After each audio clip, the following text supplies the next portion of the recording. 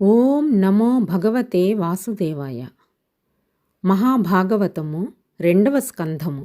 ఖట్వాంగుడి కథ. చాలా కాలము పూర్వము ఖట్వాంగుడు అని ఒక రాజు ఉండేవాడు.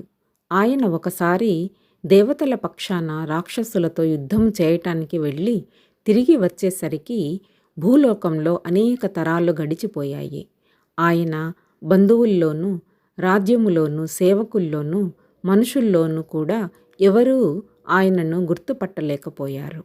దిగులు పడిన ఖట్వాంగుడు ఏకాంత స్థలంలో కూర్చొని దేవతలను ప్రార్థించాడు. వారు వచ్చారు. అప్పుడు ఖట్వాంగుడు, నేను ఇన్నాళ్ళు మీకోసమే యుద్ధంలో ఉండిపోయాను. ఫలితంగా ఈ లోకంలోని సర్వానికి దూరం అయ్యాను. నేను ఇంకా ఎంతకాలం బ్రతుకుతానో చెప్పండి. ఎక్కువ కాలం బ్రతుకుతాను అంటే రాజ్యం సంపాదించి సర్వ సుఖాలు అనుభవించి చివరిలో తపస్సుకు వెళతాను. తక్కువ కాలమే బ్రతుకుతాను అంటే ఇప్పుడే తపస్సుకు వెళ్ళిపోతాను అన్నాడు. దేవతలు అతని ఆయువును గుణించి, ఖట్వాంగా, నువ్వు ఇంకా 7 ఘడియలు మాత్రమే బ్రతుకుతావు అని చెప్పారు. అయ్యయ్యో, తపస్సు చేసి పుణ్యం తెచ్చుకునే పాటి కాలం కూడా లేకపోయింది కదా, ఇప్పుడు ఏది దారి అని బాధపడ్డాడు ఖట్వాంగుడు. దేవతలకు దయ కలిగింది. మహారాజా, చింతిస్తూ కూర్చుంటే ప్రయోజనం లేదు. నీవు ఉన్న 7 ఘడియల స్వల్పకాలంలోనూ నారాయణ స్మరణ చెయ్యి. ఆ పుణ్యమే నీకు మోక్షము కలిగిస్తుంది అని చెప్పారు. ఆ విధంగానే ఖట్వాంగుడు నారాయణ స్మరణ చేసి మోక్షమును పొందాడు. శ్రీ శుకుడు పరీక్షిత్కు భాగవతమును చెప్పుట. నాయనా, కేవలం నారాయణ స్మరణ వలన ఖట్వాంగుడు 7 ఘడియల్లోనే మోక్షం పొందాడు. నీకు 7 దినాల సమయం ఉంది. దిగులు పడకు. అత్యంత పుణ్యాన్ని ఇచ్చేది, ఉత్తమ గతిని ప్రసాదించేది, ఎంత వినినా విసుగు పుట్టకుండా ఆనందాన్ని కలిగించేది అయిన శ్రీమన్నారాయణుని లీలలతో నిండిన భాగవతాన్ని వినిపిస్తాను, విని తరించు అంటూ శ్రీ శుకులు భాగవత ప్రవచనాన్ని ప్రారంభించారు. మహాభాగవతము 3వ స్కంధము. జయ విజయులకు శాపం. వైకుంఠంలో జయుడు విజయుడు అని 2 ద్వారపాలకులు ఉండేవారు. వాళ్ళు గొప్ప విష్ణు భక్తులు కూడాను.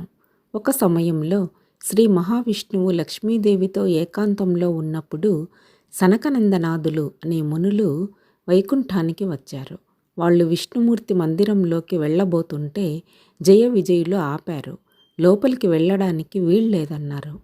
సనకనందనాదులకు కోపం వచ్చింది. మా అంత గొప్ప మునులు వస్తే లోపలికి వెళ్ళనీయటం లేదు మీరు, కనుక రాక్షస జన్మలనెత్తండి అని శపించారు. మునుల శాపం వినగానే జయ విజయులు గజగజలాడిపోయారు. ద్వారపాలకులకు మునులకు వచ్చిన జగడాన్ని కనిపెట్టాడు విష్ణువు. వెంటనే మందిరం నుండి బయటకు వచ్చాడు. సనకనందనాదులను శాంతింపచేశాడు. మహామునుల విషయంలో జాగ్రత్తగా ప్రవర్తించమని జయ విజయులను మందలించాడు. అప్పుడు జయ విజయులు ఋషులు తమకు ఇచ్చిన శాపం గురించి చెప్పి కాపాడమని వేడుకున్నారు. ఋషుల మాటలు వ్యర్థం కావు. అయినా మీరు నా భక్తులు గనుక చిన్న అవకాశం ఇస్తాను. మీరు రాక్షసులుగా పుట్టడం ఎటూ తప్పదు. అందువల్ల 3 జన్మలు నాకు శత్రువులుగా పుట్టి నా చేతే వధింపబడి వైకుంఠానికి చేరతారా, లేదా 6 జన్మలు నాకు భక్తులుగాను మిత్రులుగాను పుట్టి వైకుంఠానికి వస్తారో కోరుకోండి అన్నాడు విష్ణువు. స్వామి, నీ దివ్యమంగళ విగ్రహాన్ని చూడకుండా ఒక్క రోజైనా ఉండలేము మేము. అలాంటిది నీకు దూరంగా 6 జన్మలు ఎలా బ్రతకగలం? అందువల్ల 3 జన్మలు నీ శత్రువులుగానే పుడతాము అన్నారు జయ విజయులు. విష్ణుమూర్తి ఋషులు కూడా తథాస్తు అన్నారు. అలా అనగానే జయ విజయులు వైకుంఠం నుంచి పతనమైపోయారు. అలా పతనమైన జయ విజయులు తమ తొలి జన్మగా హిరణ్యాక్షుడు, హిరణ్యకశ్యపుడు అనే రాక్షసులుగా పుట్టారు. 2 అన్నదమ్ములే. ముందుగా పెద్దవాడైన హిరణ్యాక్షుడు రాక్షసులకు రాజు అయ్యాడు.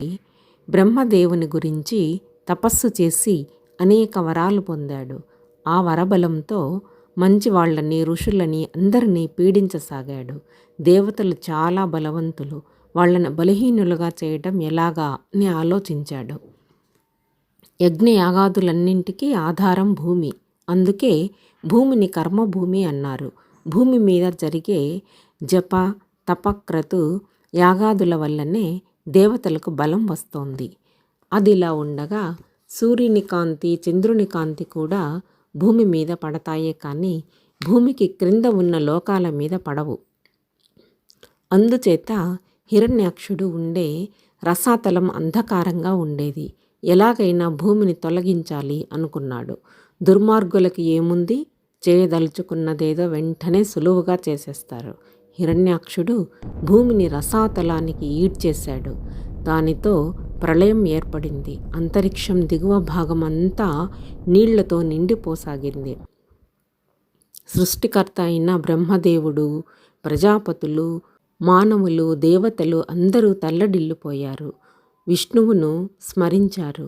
ప్రళయ సముద్రంలో ముంచివేయబడిన భూమిని మళ్ళా పైకి తీసుకురా తండ్రి అంటూ బ్రహ్మదేవుడు ధ్యానంలో మునిగిపోయాడు.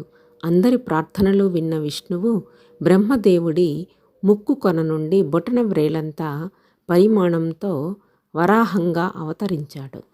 చూస్తూ ఉండంగానే విపరీతంగా ఎదిగిపోయాడు. అతి పదునైన వజ్ర ఖడ్గాల వంటి 2 కోరలతో నిడుపైన ముట్టెతో మహాకాయంతో ఉన్న ఆ వరాహావతారాన్ని చూసి దేవతలంతా ముందు భయపడ్డారు. కానీ కిరీటాన్ని, వక్షస్థలంపై ఉన్న కౌస్తుభాన్ని, 4 చేతులని, పీతాంబరాన్ని చూసి విష్ణువేనని గుర్తించారు. వేనోళ్ల పొగిడారు. అప్పుడు విష్ణువు, దేవతలారా, భూమికి ఒక రకం వాసన ఉంటుంది. నీటిలో మునిగిన నేలను ఆ వాసన ద్వారానే గుర్తించాలి. వాసన బట్టే గుణము వరాహానికే ఎక్కువగా ఉంటుంది. అందుకే ఇలా అవతరించాను అని చెప్పి ఆ నీళ్లలోకి దుమికాడు. చివరకు రసాతలంలో రాక్షస పీడనంలో ఉన్న భూమిని చూశాడు.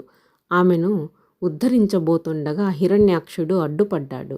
హిరణ్యాక్షుడికి వరాహస్వామికి మధ్య గొప్ప యుద్ధం జరిగింది. వరాహస్వామి తన కోరలతో హిరణ్యాక్షుణ్ణి క్రుమ్మాడు. తన రోమాలతో గుర్చాడు. విభీషణమైన ఆ యుద్ధంలో హిరణ్యాక్షుణ్ణి వరాహస్వామి వధించాడు. ముట్టెకున్న 2 పెద్ద పెద్ద అర్ధచంద్రాకారపు కోరలతో భూమిని పైకి ఎత్తుకొని తెచ్చి యథాస్థానంలో ఉంచాడు. లోకాలు శాంతించాయి. ఓం నమో భగవతే వాసుదేవాయ.